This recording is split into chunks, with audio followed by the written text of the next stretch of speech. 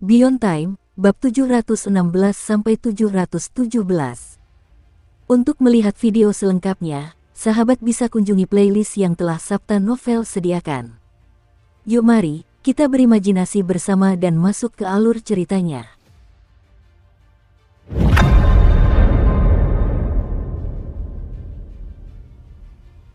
Begitu memasuki toko, sang kapten dengan santai melemparkan lelaki tua yang tak sadarkan diri itu ke tanah. Kemudian, dia mendekati Su King, merangkul lehernya, dan menyeringai penuh kemenangan. "King kecil, coba tebak apa yang terjadi saat aku bertemu mantan istriku kali ini." Su King mengabaikan kapten dan menatap lelaki tua dari jalan pangkuan. Adapun Linger, dia sudah berlari menghampiri setelah berteriak kaget dan membantunya berdiri. Ekspresinya dipenuhi rasa tidak percaya dan khawatir saat dia memanggilnya. Dia juga mengeluarkan banyak pil obat dan memasukkannya ke mulut lelaki tua itu. "Ayah, khasiat obat dari pil-pil obat ini luar biasa dan ada pil penangkal kutukan di antaranya." Karena itu, aura lelaki tua itu segera stabil. Su King juga mengalihkan pandangannya. Dia bisa melihat bahwa sebagian besar luka pihak lain bersifat dangkal, bukan seperti dipukuli, melainkan lebih seperti tersandung dan jatuh. Adapun alasan mengapa dia pingsan, itu karena dia telah diserang oleh kutukan bulan merah. Meskipun kutukan itu telah hilang, lebih banyak zat anomali telah bercampur. Yang terpenting, fisiknya istimewa. Bentuk tubuhnya tampaknya lebih menarik zat-zat anomali. Ini adalah sesuatu yang dapat diketahui Su King dengan tingkat kultivasinya saat ini. Pada saat yang sama, hal itu mengingatkannya pada pertempuran yang pernah ia alami dengan pihak lain di Seven Blood Eyes. Saat itu, wajah lelaki tua ini terbelah, mengungkapkan identitasnya sebagai makhluk bukan manusia. Selain itu, penginapan pihak lain juga merupakan entitas yang aneh. Setelah itu, Su King mengetahui bahwa lelaki tua ini memiliki kemampuan untuk membuat entitas aneh tertidur dan menyegelnya. Saat itu, dialah yang memindahkan penginapan ke Seven Blood Eyes dan menjualnya ke First Peak. Ada juga segel tahap awal kapten. Segel itu juga ditingkatkan oleh lelaki tua ini. Su King berpikir sejenak, namun, karena lelaki tua itu sebagian besar tidak terluka, dia tidak terlalu memperhatikannya. Fokusnya beralih ke kapten, yang memasang ekspresi penuh harap, seolah membutuhkan pertanyaan dan kerja sama dari Su King. "Dia ingin kembali menjalin hubungan denganmu." Mata sang kapten berbinar dan dia tertawa bangga. Dia menunggu Su King bertanya. Dengan begitu, dia tidak perlu bergumam sendiri dan bisa melanjutkan berbicara. "Adikku, kau memang pintar." "Benar, memang begitu. Meskipun dia adalah seorang dewa, meskipun dia berjanji bahwa selama aku setuju, aku bisa melewati perjuangan selama 10.000 tahun, pada akhirnya, aku tetap memilih untuk menolak. Hal-hal di kehidupan saya sebelumnya telah berlalu. Di kehidupan ini, saya tidak mencintai kekayaan atau kekuasaan. Saya hanya mencintai tahu-tahu saya." Sang kapten tampak bernostalgia, namun pancaran di ekspresinya sangat mendalam. Su King tentu tahu bahwa ucapan kapten dimaksudkan untuk didengarkan secara terbalik, tetapi kebenaran sebenarnya tidak penting. Tidak apa-apa selama kakak seniornya bahagia. Jadi, dia merentangkan wajahnya membentuk seringai, memasang ekspresi takjub. Sang kapten bahkan lebih gembira.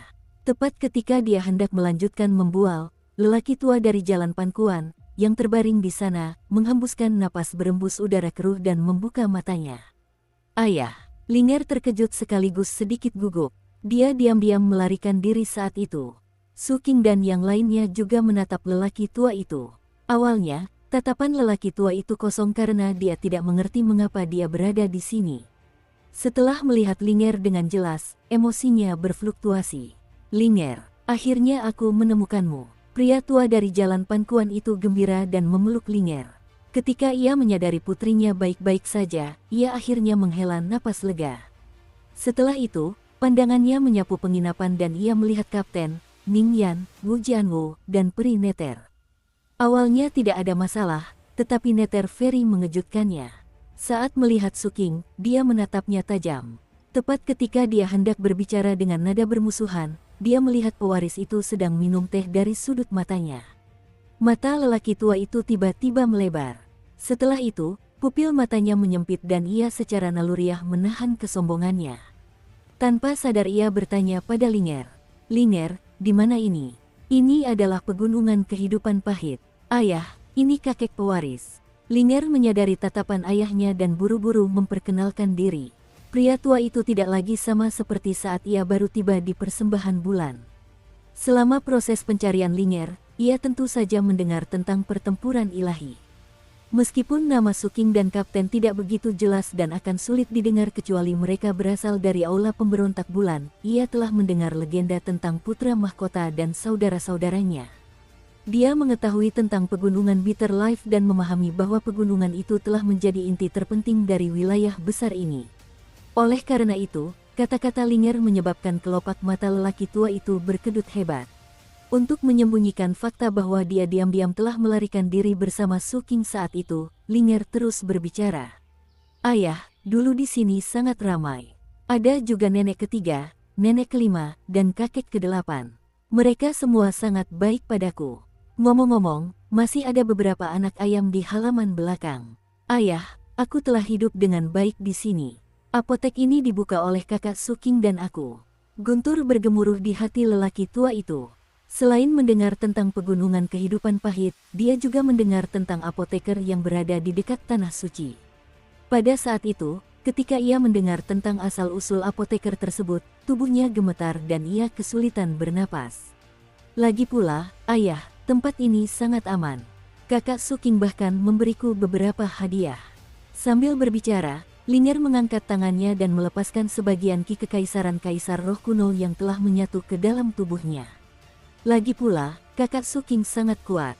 Sebelumnya, ketika Dewi Merah datang dan mengepung tempat ini, kakak Sukinglah yang mengusirnya. Kemudian, kakak Suking dan kakek neneknya bahkan pergi ke bulan dan menghancurkan Dewi Merah. Ling'er berbicara dengan bangga. Namun, kata-kata beruntunnya bagaikan guntur di hati ayahnya. Pada akhirnya, rasanya seperti jutaan kilat surgawi meledak, mengguncang jiwanya.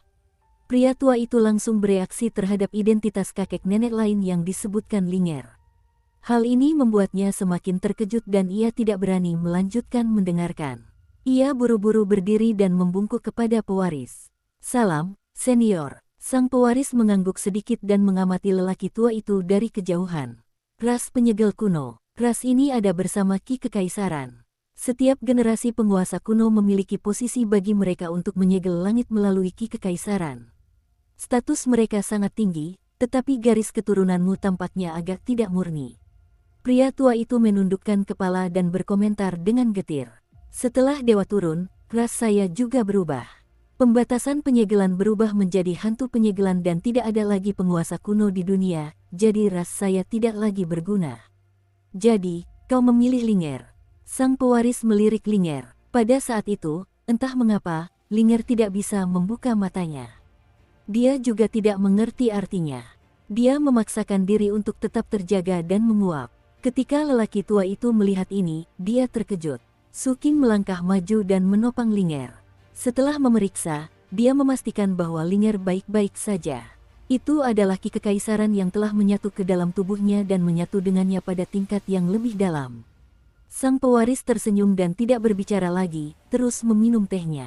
Ketika lelaki tua itu melihat ini, ia menghela napas lega dalam hatinya. Tekanan yang dirasakannya saat menghadapi pewaris itu sangat besar. Pada saat itu, ia menatap Suking. Permusuhan dan kebenciannya yang semula telah lama disembunyikan dalam-dalam olehnya dan berubah menjadi desahan. Suking, aku tidak datang ke sini hanya untuk mencari Ling'er.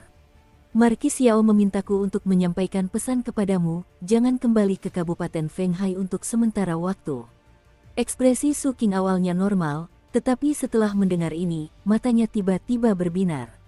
Kapten di sampingnya juga mengerutkan kening dan seluruh tubuhnya memancarkan tekanan.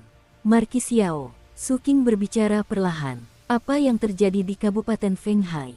Lelaki tua itu mengerang dan menceritakan secara rinci apa yang telah terjadi di Kabupaten Fenghai dan bahkan wilayah besar gelombang suci saat Suking pergi. Ketika Suking, sang kapten, dan yang lainnya pergi, situasi di wilayah besar gelombang suci berada pada tingkat keseimbangan tertentu. Di satu sisi ada Adipati Agung Gelombang Suci. Setelah kehilangan dukungan dari ras langit hitam, dia segera memilih untuk kembali ke ras manusia dan tunduk kepada kaisar manusia, tidak berani bertindak gegabah. Namun, pasukan Pangeran Ketujuh masih tetap ada. Meskipun pasukan itu menduduki separuh wilayah yang luas, Putri Ketiga diperintahkan untuk mengelola situasi dan mengendalikan Pangeran Ketujuh. Karena peristiwa di masa lalu, Kabupaten Fenghai menjadi sangat istimewa dan bahkan memiliki hak otonomi. Oleh karena itu, kabupaten ini bertahan dalam keseimbangan tersebut dan dirangkul oleh Pangeran Ketujuh dan Putri Ketiga. Semua ini berubah drastis seiring dengan meningkatnya gejolak di kota kekaisaran. Dukung terus channel YouTube Sabta Novel. Pertama-tama, Putri Ketiga tiba-tiba diingatkan kembali ke wilayah ibu kota Kekaisaran Agung. Dia melepaskan rezim politik utama di wilayah Gelombang Suci dan menyerahkan semuanya kepada Pangeran Ketujuh. Alasannya segera diketahui oleh Kabupaten Fenghai. Klan ibu Pangeran Ketujuh adalah keluarga yang berpengaruh di wilayah ibu kota Kekaisaran Agung. Mereka telah mencapai kesepakatan tertentu dengan Kaisar Manusia mengenai Pangeran Ketujuh. Pada akhirnya, Kaisar Manusia memanggil kembali Putri Ketiga dan secara diam-diam menyetujui status dan hak Pangeran Ketujuh di wilayah Gelombang Suci yang luas. Pada saat yang sama, seseorang dikirim dari wilayah ibu kota Kekaisaran Agung untuk memimpin wilayah besar Gelombang Suci. Orang ini adalah salah satu pilar klan ibu Pangeran Ketujuh. Dia juga paman kandung Pangeran Ketujuh dan salah satu dari 33 Raja Langit umat manusia, Raja Tianlan. Tingkat kultivasinya berada di ranah akumulasi jiwa dan statusnya di antara umat manusia sangat tinggi. Setelah memimpin pasukannya ke wilayah besar Gelombang Suci, ia memperoleh kekuatan yang besar. Ia tampaknya ingin sepenuhnya mengendalikan wilayah besar Gelombang Suci dan bahkan memulai perang melawan ras Langit Hitam. Ini adalah janjinya kepada Kaisar Manusia dan juga kesepakatan antara keluarga mereka dan Kaisar Manusia. Dia akan membuka gerbang ras Langit Hitam untuk Kaisar Manusia. Dalam situasi ras Langit Hitam yang melemah saat ini, dia akan menyapu bersih ras Langit Hitam dan memperluas wilayah baru untuk Kaisar Manusia. Menghadapi Raja Tianlan yang berwibawa, Adipati Agung Gelombang Suci juga menghindar darinya dan memilih untuk patuh. Adapun Kabupaten Fenghai, meskipun memiliki hak otonomi, namun tidak berarti apa-apa di hadapan Raja Tianlan. Dia hanya perlu mengeluarkan dekret, dan Kabupaten Fenghai akan bergejolak seperti daun di tengah lautan yang ganas. Penduduk di wilayah itu bahkan lebih cemas. Banyak ras dan sekte memilih untuk segera menyerah. Di antara mereka adalah pemimpin aliansi 8 sekte. Dia dengan tegas melepaskan identitas dan statusnya di aliansi 8 sekte dan membawa sebagian bawahannya untuk bergabung dengan Raja Tianlan. Setelah itu, Raja Tianlan memerintahkan perekrutan semua kultivator dari berbagai ras di seluruh wilayah untuk menuju medan perang ras Langit Hitam secara bertahap untuk bertempur bagi mereka. Ini juga termasuk Kabupaten Fenghai dan perintah tersebut tidak dapat ditolak. Saat aku berangkat, Kabupaten Fenghai telah mengirimkan 3 kelompok kultivator dan semuanya tewas dalam pertempuran. Dalam pertempuran melawan ras Langit Hitam ini, Raja Tianlan hanya mengorbankan nyawa manusia untuk melemahkan ras Langit Hitam. Kata-kata lelaki tua itu bergema di apotek. Ekspresi Su Qing dingin, dan sang kapten menyipitkan matanya. Yang lain terdiam satu persatu, terutama Ning Yan. Dia membuka mulutnya dan ingin mengatakan sesuatu tetapi akhirnya terdiam. Itulah juga sebabnya Markis Yao meminta saya untuk memberitahu Anda agar tidak kembali. Begitu Anda kembali, Pangeran Ketujuh pasti akan memanfaatkan situasi ini untuk merekrut Anda. Pada saat itu, pria tua itu hendak menghela napas karena beratnya situasi, tetapi ketika dia melihat pewaris itu minum teh, hal-hal yang telah dia dengar dan kata-kata Lingard barusan muncul dalam pikirannya. Dia tiba-tiba merasa bahwa dia tidak perlu menghela napas lagi. Begitulah yang terjadi. Pria tua itu berkedip dan berkomentar dengan suara rendah. Su Qing mengangkat kepalanya dan menatap ke arah Kabupaten Fenghai. Setelah itu, dia berbalik dan membungkuk kepada pewaris tahta. Sang pewaris meletakkan cangkir tehnya dan tersenyum. Tepat ketika dia hendak berbicara, sebuah suara dingin bergema di pegunungan kehidupan pahit. Aku akan pergi ke Kabupaten Fenghai bersamamu. Suara itu bagaikan energi pedang yang membawa niat membunuh. Dunia bergetar dan angin berhembus kencang, bergemuruh ke segala arah. Ketika sang ahli waris mendengar ini, dia mengerang dan mengambil cangkir teh itu lagi. Suara ini berasal dari Old Min. Kegelapan telah lama menyelimuti dunia. Bintang-bintang yang tak terhitung jumlahnya menembus kegelapan malam, memancarkan cahayanya ke sungai yang luas di luar wilayah persembahan bulan. Dengan permukaan air yang jernih, langit berbintang terpantul dengan indah. Dari kejauhan, tampak seolah-olah langit berbintang telah jatuh ke dunia fana, sehingga mustahil untuk membedakan langit dan daratan. Inilah Sungai Yin Pengorbanan. Dahulu, sungai ini berwarna merah darah, mengubur kerangka yang tak terhitung jumlahnya, dan menjadi tempat bersemayam roh-roh sungai yang aneh. Kini, setelah bulan merah menghilang dan kutukan lenyap, penampilan sungai berubah drastis. Segala keanehan lenyap, segala batasan hilang, hanya menyisakan kelembapan yang perlahan meresap di udara, menyebarkan suasana yang tenang dan indah. Pada saat itu, sebuah kapal besar sedang berlayar menyusuri sungai, menuju ke wilayah besar gelombang suci. Di atas kapal, Wu Jianwu duduk di tiang yang menjorok, menatap ke kejauhan dalam diam. Di sana, sebuah perahu kecil berlayar menjauh. Menatap bayangan perahu itu, ekspresi Wu Jianwu tampak melankolis dan dipenuhi kepedihan. Di bawah tiang layar terdapat Ningyan. Dia memegang sepotong kain di tangannya dan duduk di geladak kapal, secara naluriah menyeka sekitarnya hingga bersih. Awalnya, dia bukanlah orang yang terlalu memperhatikan kebersihan, tetapi perjalanan ke Moon Offering menanamkan kebiasaan baik itu padanya. Dia tidak tahan melihat debu di sekitarnya. Setelah selesai menyeka, Ningyan mendongak menatap Wu Jianwu. Ia ingin melontarkan komentar sarkastik, tetapi ketika memikirkan keadaan pihak lain, ia menggelengkan kepalanya. Dia tahu mengapa pihak lain bersikap seperti itu. 6 jam yang lalu, mereka masih berada di apotek di pegunungan kehidupan pahit. Karena masalah di Kabupaten Fenghai, mereka berada di kapal ini 6 jam kemudian. Secara kebetulan, tidak lama setelah kapal berlayar, mereka bertemu dengan sebuah perahu kecil. Di perahu kecil itu, seorang wanita duduk bersila. Dia pernah memiliki nama Yunxia. Wu Jianwu melihatnya, dan dia pun melihatnya. Setelah mata mereka bertemu, Yunxia memejamkan matanya. Menanyakan apa itu cinta di dunia ini, desah Ningyan. Ini hanya soal siapa yang mengatakannya duluan. Wu Jianwu meraung ke langit, mengeluarkan kendi anggur, dan meminumnya dalam sekali teguk. Namun, beberapa tetes tumpah ke dek, menyebabkan Ningyan merasa tidak senang. Secara naluriah, dia menyekanya dengan kain. Pada saat yang sama, di haluan kapal, Su Qing duduk bersila. Berkaki jenjang, tampak ragu-ragu. Sang kapten bersandar di pagar, menggelengkan kepalanya, bergantian mengamati Su Qing dan menelaah sungai, sambil mengeluarkan suara klik dengan lidahnya.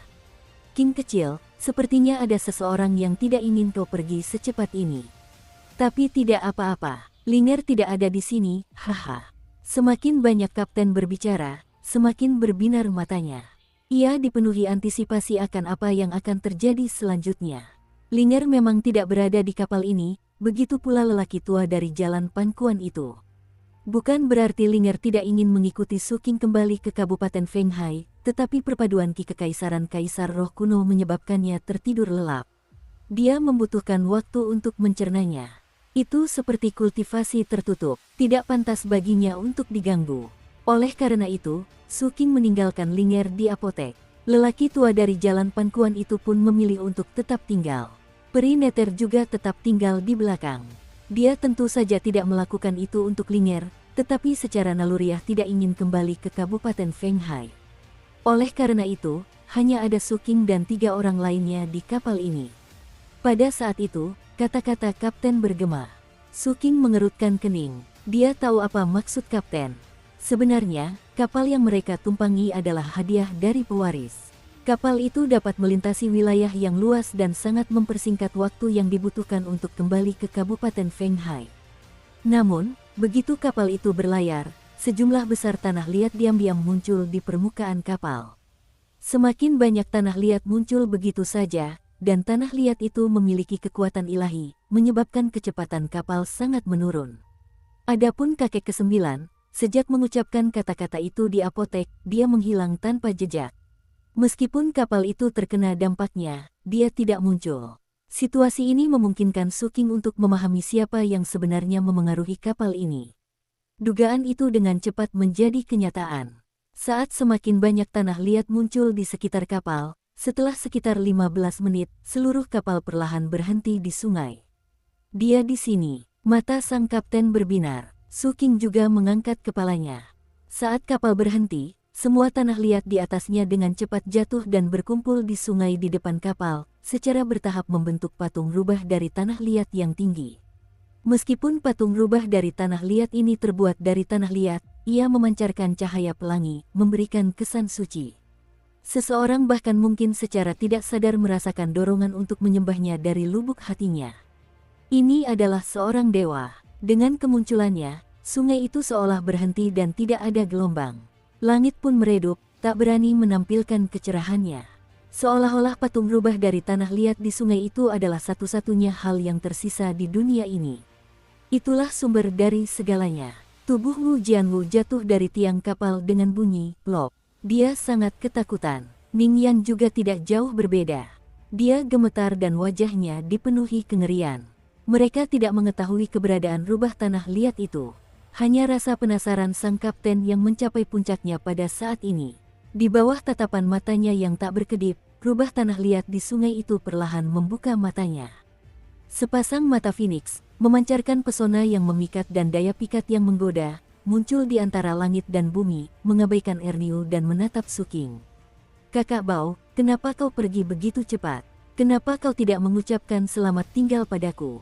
Apakah kamu sudah melupakan saudari? Suara lembut meresap ke seluruh dunia. Hukum-hukum mundur dan aturan-aturan seolah lenyap. Ruang waktu juga terpengaruh, membentuk 4 musim di segala arah. Bahkan ada matahari, bulan, dan bintang yang berputar dengan cepat. Api ilahi menyebar ke seluruh tubuhnya, memancarkan aura yang sangat menakutkan. Hal itu mendistorsi segalanya dan zat-zat anomali tersebut mencemari langit.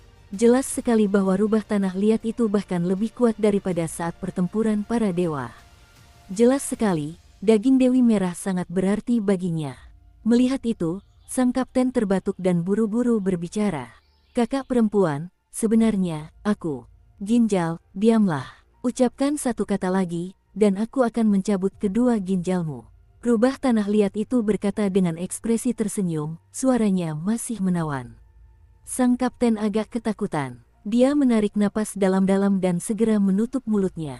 Su King ragu-ragu dan hendak berbicara ketika rubah tanah liat itu terkekeh dan melirik Su King dengan penuh arti.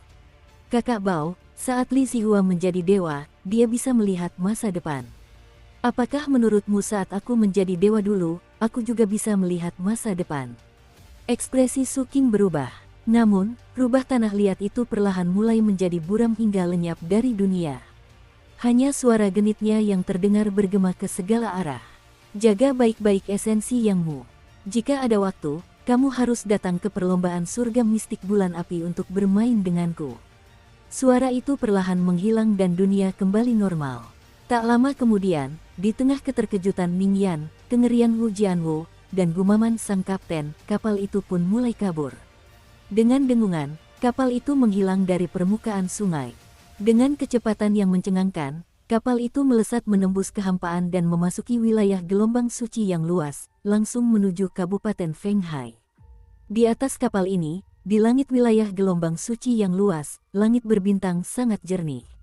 Bintang-bintang yang jauh berkelap-kelip seperti bunga-bunga indah yang mekar. Pada saat itu, di gugusan bunga bintang, sesosok figur berjalan maju dengan kapal yang telah menyatu ke dalam kehampaan. Dia mengenakan jubah hitam dan memiliki rambut hitam. Tatapannya bagaikan bintang, tubuhnya bagaikan pedang, dan jiwanya bagaikan es. Dia tak lain adalah Old Nin.